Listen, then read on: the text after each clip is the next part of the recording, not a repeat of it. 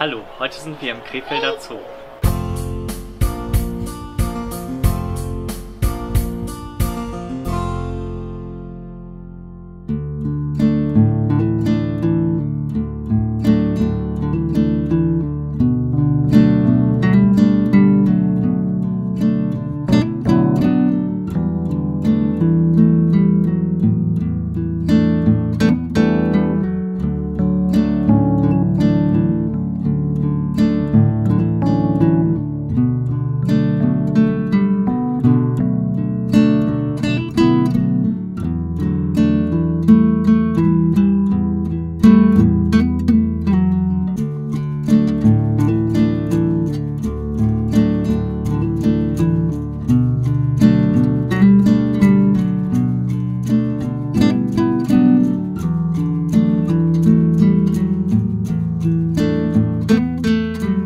Wir sind hier in der Tierwelt Madagaskar, Themenwelt im Vogeltropenhaus des Krefelder Zoo. Und es ist ganz besonders wichtig, glaube ich, dass wir über die endemische Fauna, die heimische Fauna Madagaskars aufklären. Und da ist ein besonders auffälliger Vogel, der Mähnenibis, der ja auch sehr erfolgreich gehalten und gezüchtet wird, über den wir gerne ein bisschen was Näheres erfahren wollen. Hochattraktiv, vielleicht können Sie erst mal ein bisschen was davon erzählen, über diese Tierart. Also wir halten hier seit ein paar Jahren die Mähnenibisse erfolgreich und dieses Jahr ganz besonders haben wir sogar zweimal nachgezogen. Das ist, soweit uns bekannt ist, das erste Mal, dass das in den zoologischen Einrichtungen überhaupt funktioniert hat. Und das heißt, wir haben dieses Jahr im Mai hatten wir 2 Küken, die groß geworden sind. Die sind ungefähr nach 2,5 Monaten dann aus dem Nest nach unten geflogen. Und die haben wir jetzt auch schon abgegeben an andere Zoos. Und im August, ganz überraschend für uns, haben die dann ein Nachgelege gehabt. Und ja, jetzt haben wir dann nochmal 2 Küken großgezogen. Die sind etwas früher nach unten gekommen, nach einem guten Monat. Und die sitzen jetzt seit circa einer Woche hier unten mit bei den Eltern und machen sich sehr, sehr gut. Und das ist für uns natürlich super wichtig, dadurch, dass die ganze madagassische Tierwelt stark bedroht ist. Weil es ist ja eine sehr kleine Insel, es leben trotzdem potenziell dazu sehr viele Menschen dort, die ja auch viel Ackerbau betreiben. Und deswegen ist der Erhalt dieser Tierart in den Zoos auf jeden Fall super wichtig. Ackerbau ist das eine und das andere ist, man kann ja fast sagen, Buschmeat, ne? Kommt zumindest aus dem Busch, aus den Trocken- und Regenwäldern Madagaskars. Ja. Also diese Mähnenibisse sind die größten bodenlebenden Vögel auf Madagaskar und die Hündchen groß und entsprechend schmecken sie auch. Wahrscheinlich, und gerade Leute, die am Existenzminimum leben, die haben natürlich Probleme, dann zu sagen, da hungere ich lieber. Ja. Aber umso wichtiger ist es natürlich, dass wir im Naturschutz ganzheitlich denken und auch die sozialen Belange nicht außen vor lassen. Und gerade das wird ja von den modernen Zoos auch in Krefeld oder Loro Park Teneriffa natürlich auch unterstützt, dass wir uns vor Ort in situ engagieren. Ex situ ist ja außerhalb der natürlichen Lebensräume wie hier, die Erhaltungszucht und auch die Forschung ex situ. Und Sie haben gerade was ganz Spannendes gesagt. Sie haben gerade gesagt, Sie haben das erste Mal, zumindest in Krefeld, vielleicht sogar insgesamt, festgestellt, dass die auch 2 Bruten im Jahr machen.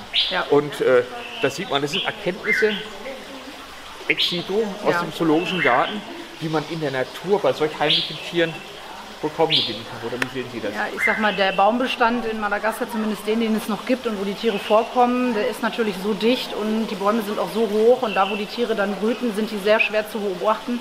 Und deswegen gibt es da jetzt nicht so viele Erkenntnisse zu, ob die da wirklich auch zweimal im Jahr dann zu Brut kommen. Und allein schon durch die Bedrohung der Tiere ist das dann natürlich sehr wichtig und dann halt auch total besonders.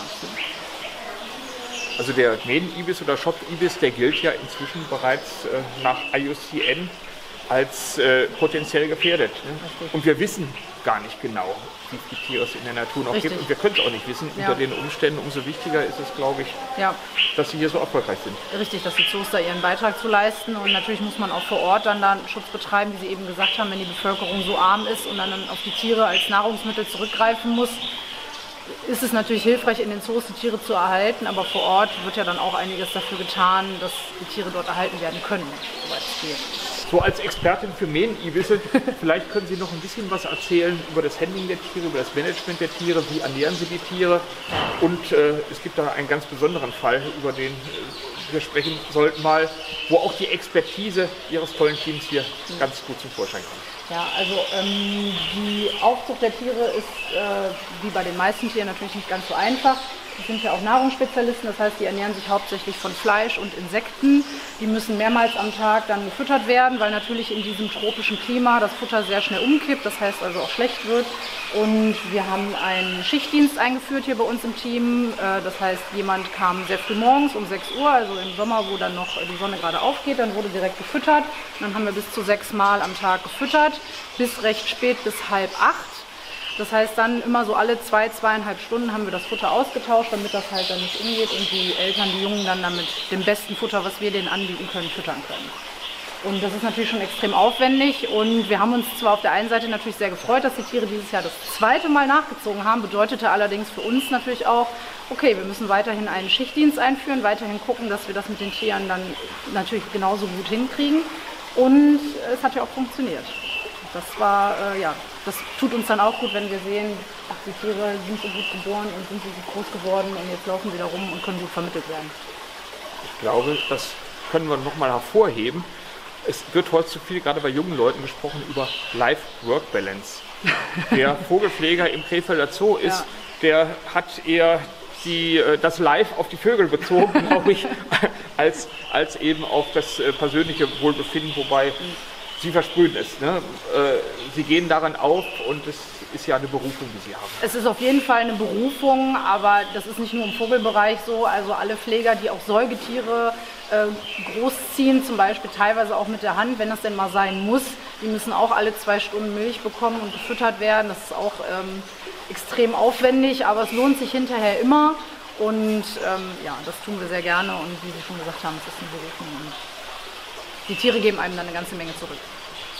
Unsere Motivation im modernen Zoo ist ja, die Tiere so naturnah wie möglich zu halten, das natürliche Verhaltensrepertoire ausleben zu lassen und weitmöglichst auf Handaufzucht zu verzichten, weil die Eltern das viel besser können als die menschlichen Pfleger, so toll und engagiert sie sich auch kümmern. Aber es gibt natürlich Notfälle, die es erforderlich machen und wo auch das Herz mitspielen sollte. Denn natürlich sind alle engagierten Zoo-Mitarbeiter Tierschützer in erster Linie, wo man denn doch eingreift. Und gerade bei den Medenibissen hat es was gegeben. Vielleicht können Sie dazu mal was erzählen. Ja, also vor circa 3 bis 4 Jahren war es so, dass eins unserer Jungtiere, also wir hatten halt ein Gelege, die waren oben im Nest und wir haben eine Kamera und können dann da den Fortschritt der Jungen beobachten.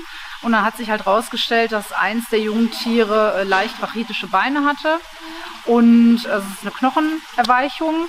Und die Tierpfleger damals, also ich war zu dem Zeitpunkt nicht hier, aber die haben sich darum bemüht, das Tier trotzdem mit der Hand großzuziehen, haben den dann rausgenommen und haben halt ein kleines Laufgeschirr gebaut. Also Sie können sich das vorstellen wie so ein Tuch im Rahmen.